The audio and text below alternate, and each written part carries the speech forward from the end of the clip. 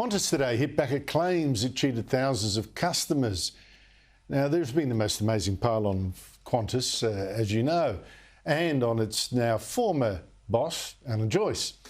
Now, one of the most damaging accusations has been from the ACCC competition watchdog, which wants Qantas hit with a $600 million fine for selling 8,000 tickets on flights last year that had already cancelled. Well, today Qantas, which has been saying sorry for a long time, now filed its defence, saying, well, the ACCC didn't understand the pressures it was under back then with these massive upheavals coming out of the COVID lockdown.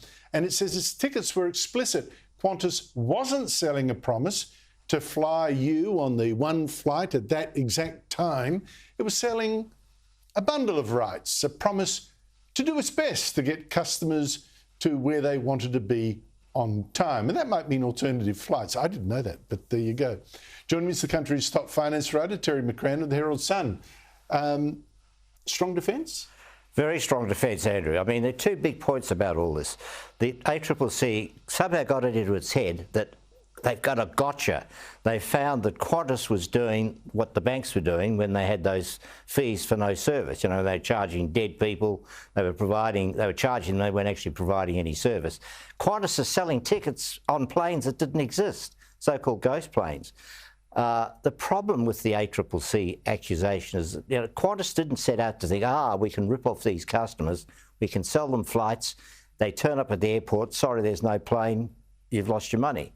It was all about coming out of COVID, and then getting hit by Omicron when you suddenly had these massive loss of flight crews.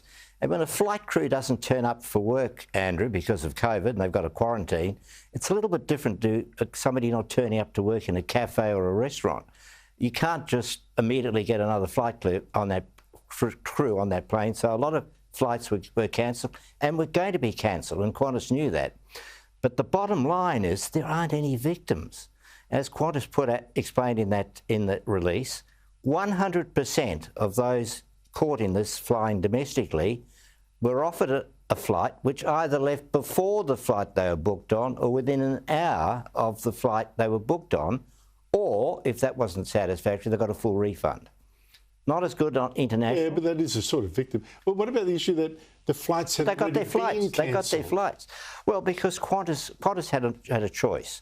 Given the reality of COVID and the massive disruption and the loss of flight crews and crews across the board, and not just flight crews, they had a choice. They could just cut half their flights and make people scramble to find seats on flights, and not know just how many planes they're going to have available and how many crews they're going to have available, or keep all its scheduled flights flying, and when push came to shove, not on the day, we're not talking about on the day, this is counting down to the day, when it had a better sense of what flights had to be cancelled, then it could deal with those bookings. So it was trying to do the right thing by its customers, ultimately. Well, what you say is a little bit better than what Virgin did to me the other day when in Darwin, they cancelled my flight home within a couple of hours' notice and come back tomorrow. For goodness sake.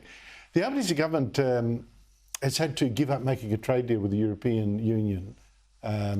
Europe just wasn't going to open its markets. Is that a big blow? Was it ever on the cards? No, because it wasn't ever on the cards, Andrew, the bottom line. I mean, what we want from the Europeans is to open their doors to our agricultural exports. They're not going to buy tons and tons of coal. They're closing down their coal-fired power stations. They don't want to buy tons and tons of iron ore. They don't have a steel industry much anymore. So why was it they want our ag exports. They want we want them to buy our ag exports, but they've got their own farmers to protect. The Dutch put them aside, Andrew. They're not protecting their farmers, but the French desperately want to protect their farmers, and so the idea that they were going to open the doors to our ag exports was always a pipe dream. So why were they selling it so hard? I don't quite get it. Very silly. Yeah, I thought it was stupid, rising expectations. The war in Ukraine caused devastation here, right?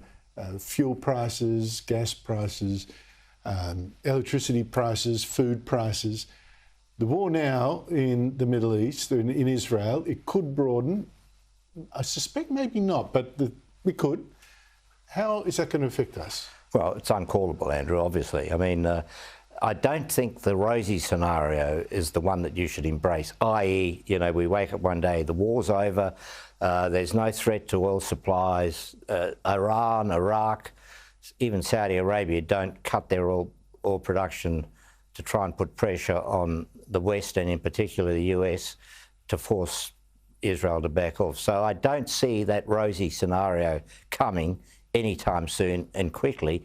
If that's not going to happen, you really don't know how the reality is going to play out in terms of how the war itself goes and what the reaction of the Arab states, the Arab OPEC states are. I tell you what, if they do get involved, and so far I think Israel is in better odour with some of those states like Saudi Arabia than people are giving it credit for, and the United Arab Emirates. But if it does go sour, it is going to hurt. But I've got fingers crossed. Terry McCrann, thank you so much indeed for your time.